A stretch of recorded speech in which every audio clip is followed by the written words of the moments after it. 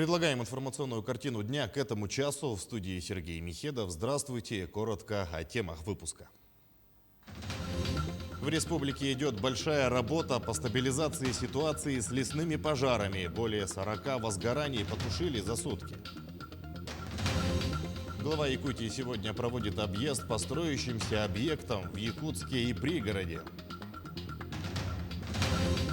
Героями не рождаются. Михаил Кудрявцев, капитан судна «Валдай», спас 2 тонущих девушек в Алекминском районе, причем не в первый раз.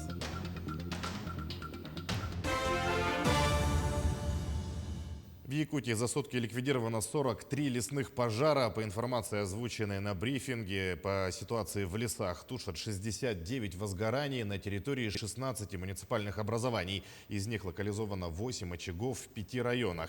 С начала суток ликвидировано 43 пожара, обнаружено 5 новых возгораний. Неблагоприятная обстановка сохраняется в Горном, Сунтарском, Мирнинском и Хангаласском районах. Борьбу с огнем ведут более 2000 человек и 250 технических средств, а также 12 воздушных судов. По состоянию на 8 часов мы имеем 69 лесных пожаров на общей площади 599 тысяч га. Продолжаются работы. В Республику Саха-Якутия прибыл заместитель руководителя Рослесхоза Российской Федерации Агафонов Александр Викторович для оказания практической помощи. Также заместитель руководителя Федерального агентства лесного хозяйства Александр Агафонов провел совещание с региональными силами МЧС по лесопожарной обстановке и принимаемых мерах по тушению огня. Он отметил, что в республике проводится большая работа по стабилизации ситуации. Результаты есть. Организована оперативная переброска сил и средств от 43 потушенных за сутки пожаров на возникшие очаги. Их 5. Угроз населенным пунктам нет. Все работы, которые запланированы на сегодня, уже выполняются. Надеемся к вечеру на позитивный результат. Завтра подведем итоги уже за неделю. Все населенные пункты, которые находятся на определенном, самые ближние пожары, там организована очень хорошая работа с сотрудниками МЧС России. Защита населенных пунктов, объектов экономики. Основная группировка, которую назвал, работают именно в лесу. Сейчас это, как правило, удаленные территории, труднодоступные, где нет дорог, поэтому применяем для передислокации, выполнения подвоз воды, продуктов питания, передислокацию, авиацию, которая у нас имеется. Тем временем в связи с пожаром в придорожной лесной полосе, а также задымлением с ограниченной видимостью на 170-м километре автодороги Анабар приостановлено движение всех транспортных средств на неопределенный срок. Установлены соответствующие знаки и организовано дежурство силами подрядной организации «Алроса». В свою очередь, Управтодор Республики настоятельно рекомендует автомобилистам воздержаться от поездок по данному направлению. А в Якутске, по данным управления Роспотребнадзора, накануне вечером мониторинг за качеством воздуха показал превышение допустимой концентрации загрязняющих веществ. По взвешенным частицам 8 раз, по диоксиду азота тоже 8 раз. Ведомство рекомендует реже находиться на открытом воздухе, ограничить пребывание детей на игровых площадках, питаться легкими продуктами, по возможности ограничить физические нагрузки. Дышать советуют через маски или респиратор. Сейчас к эпидобстановке. Еще 99 человек заразились в регионе за сутки, сообщает Оперштаб. Из них в Якутске 55, в Ленском районе 7 случаев, в Мирнинском 6, в Алданском и Нерюнгринском по 4 случая. В Аймеконском районе 3 заражения COVID-19. По 1-2 человека заболели еще в 13 районах. К другим темам. Срок действия паспортов, подлежащих замене, продлен на 90 дней. Более того, в несколько раз сокращен срок, в течение которого будет оформляться новый паспорт. Как сообщила пресс-служба Кабмина, премьер Михаил Мишустин подписал постановление, по которому срок действия российских паспортов, подлежащих замене при достижении гражданами возраста 20 и 45 лет, будет продлен до 90 дней. И еще одно изменение: срок оформления паспорта будет составлять не более 5 рабочих дней, вне зависимости от того, подано ли заявление по месту жительства или по месту пребывания, сообщили в Кабинете министров. Глава Якутии сегодня проводит объезд по строящимся объектам в Якутске и пригороде. АСН Николаев ознакомился с ходом строительства объездного шоссе, где в начале лета были отставания по срокам. Сейчас работы приведены в нормативное состояние. По словам подрядчика, объект должны сдать в срок. Затем глава осмотрел возведение детского сада на улице Кузьмина, где работы подходят к финишной стадии. Готовность объекта 75%. Детсад строят по нацпроекту «Демография». Далее глава отправился в Марху, где сейчас в рамках нацпроекта БКАТ строят дороги, идет ремонт улиц Советская и Олега Кошевого. Начали класть первый слой асфальта.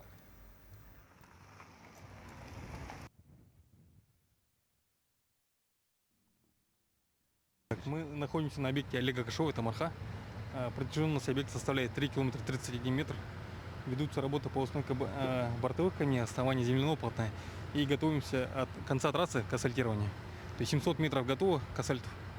Сегодня мы приступаем к асфальтированию по этому объекту. Асфальт и работы мы завершаем до конца сентября по этому объекту. Проблем нет, материалы, техника, работники есть по этому объекту. Проблем не видим. У сельских жителей Якутии много вопросов, связанных с сенокосом. Накануне в Усть-Алданском районе работали зампред правительства региона Михаил Никифоров, а также работники Министерства сельского хозяйства. Посетили деревни, поговорили с местными жителями. В этом году выдалось засушливое лето, поэтому план по сенокосу, возможно, будет выполнен лишь наполовину. Остро обсуждался вопрос, нужно ли завозить корма из соседних улусов. Ситуация там, впрочем, не намного лучше. Как вариант, рассмотрена возможность доставки сена из Амурской области. Самые главные постановочные вопросы, конечно, были в части оказания помощи по мобильным бригадам и возмещению затрат на транспортные перевозки извне улусов. Конечно же, правительство примет все эти меры. Мы по мобильным бригадам сегодня готовы оказать содействие, финансирование в этом направлении. Мы, в принципе, с учетом всех поступивших заявок со стороны муниципальных образований, будем оказывать содействие, направим деньги в муниципальное образование. Что касается возмещения затрат на перевозку кормов из других муниципальных образований, то с учетом окончания кормозаготовительной кампании, с учетом всех тех объемов, мы прогнозируем его возмещение в следующем году, в финансовом году. Героями не рождаются, иногда ими становятся после моментально принятых решений и быстрых действий. Михаил Кудрявцев, капитан судна, спас 2 тонущих девушек. И это не первый раз, когда Михаил спасает людей на воде. Елена Фаст пообщалась с героем-спасателем. Впервые с Михаилом мы встретились в первых числах июня, когда в Алекминск прибыл первый Валдай. Обычный парень, улыбчивый и общительный. Единственное, что тогда выделило его почти сразу. Вторая встреча практически на месте событий, после которых Михаила узнала вся республика. Большое спасибо вам. Вы яркий пример для алекминчан. Я думаю, вы все заметили. Да, я уже Куча положительных отзывов. Тот день был почти такой же, только намного сильнее пекло солнце, и сегодня пустующая отмель была полна народу. Валдай подошел как обычно, а далее все промелькнуло в мгновение. Мы же только подошли, вот так же, как подошли к дебаркатеру. Я пока смотрел, как ошвартовал судно. Все это дело надо было обсмотреть, пересмотреть. И просто услышал крик со стороны дебаркатера. Оглянулся, увидел 2 девушки тонут. Но тут без вариантов, просто прыгнул. Не было мыслей? Вообще не было. Просто прыгнул и все. А дальше там что было, то было. Сам Михаил не считает себя особенным. Так поступил бы каждый, пожимает он плечами. Думаю, каждый бы, все равно, кто-нибудь все равно сообразил и так бы сделал. Все, очень рад. Родители какие закладывали вообще основные, когда воспитывали вас? Когда воспитывали? Как, чтобы выросли, поднялись кверху, получился человек. И все, а так-то воспитание хорошее дали родители. Просто деревенский пацан, и все, больше ничего не скажу. Капитан-напарник убежден, это настоящий подвиг. Вышел посмотреть, где, чтобы помочь что-то. А он уже, смотрю, по берегу идет. То есть уже буквально 2-3 минуты и человека спас.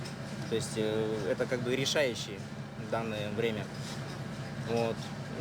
Как я воспринял данное случившееся, как героическое, потому что раньше я работал в МЧС, и я знаю, что такое, когда тебя топят, когда ты спасаешь человека. То есть очень героический поступок. Действительно, место опасное, хотя кажется столь привлекательным. Здесь течение заносит в другую сторону. Пока в Алекминске нет места, где купание было бы санкционированным. сожалению, на самой территории города Алекминска установленных мест для купания нет. Это связано с тем, что по территории всего города располагается дамба протяженностью 7 километров. Гидротехническое сооружение, у которого существует охранная зона почти 200 метров. И мы не можем сделать санкционированное место. Это первая причина. Вторая причина – течение реки.